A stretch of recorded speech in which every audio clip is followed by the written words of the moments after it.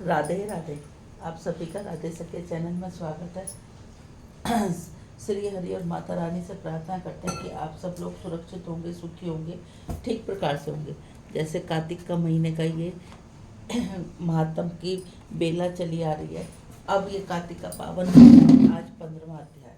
श्रीमन नारायण नारायण नारायण तुलसी नारायण नारायण नारायण लक्ष्मी नारायण नारायण नारायण श्रीमन नारायण नारायण नारायण। एक राजा का लड़का था, तो वो अपनी बीवी को बुधवार के दिन लेने जा रहा था। सबने मना किया, ना माना। बुधवार के दिन अपनी बीवी को लेने के लिए चल पड़ा। तो रास्ते में उसे ब्राह्मण का लड़का बोला, वो तो कहने लगा, उसका दोस्त था कि आज मत जा, बुधवार के दिन कोई भी नहीं भेजता। कहने लगा मैं तो जाऊंगा तो आज जाऊंगा, नहीं तो फिर कभी नहीं जाऊंगा। राजा का लड़का उसको लेने के लिए चल पड़ा। अपनी ससुराल पहुंचा तो ससुराल में कहने लगा कि मैं तो आज ही लेके जाऊंगा। सबने मना किया, ना माना। उसी दिन लेके चल पड़ा। तो जब रास्ते में चला तो पहले उसके बैलों की पहिया टूट गया।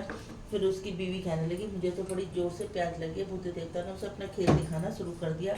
वो कहने लगी, वो पानी लेने के लिए गया। बुद्ध देवता आए और उसी का रूप धरकर उसे पानी पिला दिया। अब वो आया, वो क्या मेरी बीवी, वो क्या मेरी बीवी। अब दोनों में झगड़ा होने लगा। तो उस गांव का जो जमींदार था वो बड़ा तेज था। उसने करवा मंगाया और करवे का मुंह खुला छोड़ दिया और टूटी जो है वो बंद कर दी। कहने लगा, जो टूटी के अंदर से मच्छर बन के निकल जाएगा उसी की बहू बीवी होगी। बुद्ध देवता फटाफट मच्छर बन के करवे के अंदर घुस के उसने फटाफट से करवा बंद कर दिया। अब वो कहने लगा कि जो ना, मुझे बाहर निकाल के पहले तू ये बता कि तू कौन है। कि मैं तो बुद्ध देवता हूँ। बुधवार के दिन ये अपनी बीवी को लिवाने के लिए गया, इसलिए मैंने इसको ये खेल दिखाया।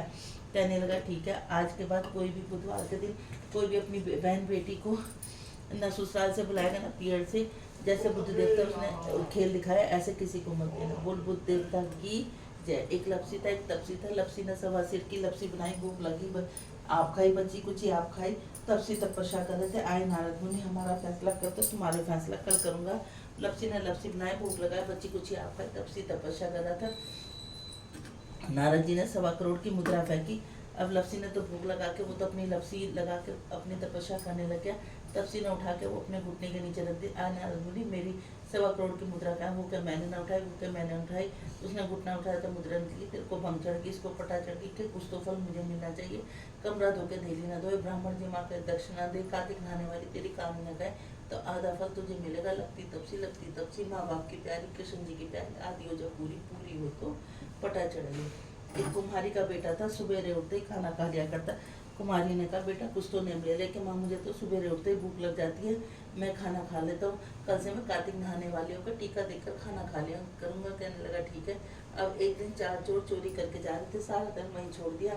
अब वो जोर जोर से उसे उस दिन कार्तिक नहाने वाले होकर टीका ना दिखा, तो वो जोर जोर से चिल्लाने लग गया, दिख गया। 4 चोर चोरी करके जा रहे थे। उन्होंने सोचा ये हमें कह रहा है। उन्होंने सारा धन लेके उठा के उसी के पास रख दिया और चले गए वहाँ से। उसने कहा, मामा जल्दी किवाड़ खोल के, क्या बात है। तो देख, मेरे को इतना धन मिला।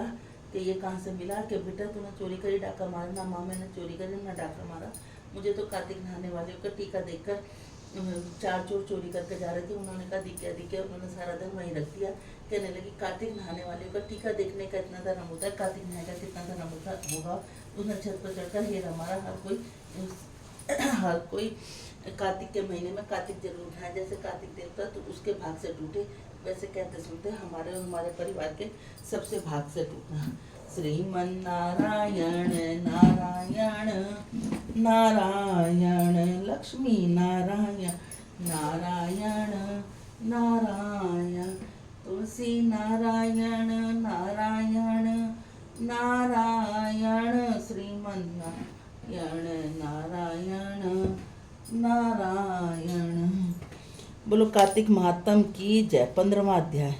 होई अष्टमी पूजा कर एकादशी। कार्तिक माह व प्रयागराज की महिमा का वर्णन सुनाने के पश्चात महाराजा पृथु ने नारद जी से कहा, हे देवऋषि, आप इस भक्त वत्सल भगवान की पूजा का विधि विधान बतलाने की कृपा करें। तब नारद जी बोले, राजन, एक पुराना इतिहास है, सो मैं सुनाता हूँ। अत्यंत प्राचीन समय की बात है।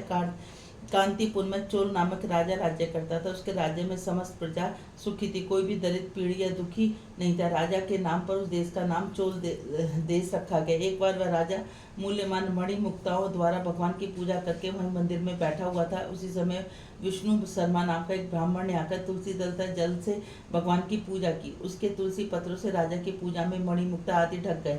यह देखकर राजा ने क्रोधित होकर ब्राह्मण से कहा, हे विष्णु कर्मा शर्मा, तुमने पूजा का कोई भी ध्यान नहीं है। मणि मुक्ताओं से भी की गई पूजा की कोई शोभा तुमने तुलसी दलों से ढककर समाप्त कर दी। राजा के अहंकार भरे हुए ये कटु वचन सुनकर विष्णु शर्मा ने कहा, राजन, अभिमान के वशीभूत होने के कारण तुम भगवान की पूजा के बारे में नहीं जानते। ब्राह्मण के वचन सुनकर राजा ने कहा, ब्राह्मण, तुम दरिद्र हो, इस कारण भगवान की पूजा क्या जानो। क्या तुमने कभी भगवान का कोई मंदिर बनवाया अथवा कोई यज्ञ किया है? यही बात है तो मैं देखता हूँ कि भगवान की भक्ति करके पहले तुम स्वर्ग में जाते हो या मैं जाता हूँ। इतना कहकर राजा ने गुंगुल ऋषि के आचार्य बनकर बड़े बड़े यज्ञ प्रारंभ कर दिए और साथ ही ब्राह्मणों को बहुत सा द्रव्य दान देने लगा। परंतु विष्णु शर्मा सर्वदा की भांति माह व कार्तिक माह के व्रत, तुलसी वन का रोपण, 81 व्रत और ओम नमो भगवते वासुदेवाय का मंत्र का समस्त जाप करते हुए भगवान की पूजा अर्चना करता रहा। वह उठते बैठते चलते फिरते हर समय भगवान का स्मरण कर कीर्तन करता। कार्तिक माह में एक दिन विष्णु शर्मा ने जो ही रसोई तैयार रखी, कोई भोजन उठाकर ले गया। इसके बाद वह व्रत भंग होने के भय से पुनः रसोई नहीं बनाई, भगवान का भजन करता हुआ सो गया। दूसरे दिन फिर रसोई बनाई, जो एक भगवान का भोग लगाने लगा, कोई फिर उसका भोजन उठा के ले गया। ऐसे 7 दिन तक होता रहा। इस प्रकार विष्णु शर्मा को निराहार 7 दिन व्यतीत हो गए। विष्णु शर्मा भूख से मारे अत्यंत व्याकुल हो गया, परंतु सत्संग का समय भंग न हो जाए इस वजह से उसने किसी भी दिन दूसरी बार रसोई तैयार नहीं की। 8वें दिन उसने निश्चय किया, आज मैं पूरी तरह ध्यान रखूंगा, देखूंगा कि भोजन को उठाकर कौन ले जाता है। इसके बाद उसने भोजन तैयार किया और उसी स्थान पर छिपकर बैठ गया।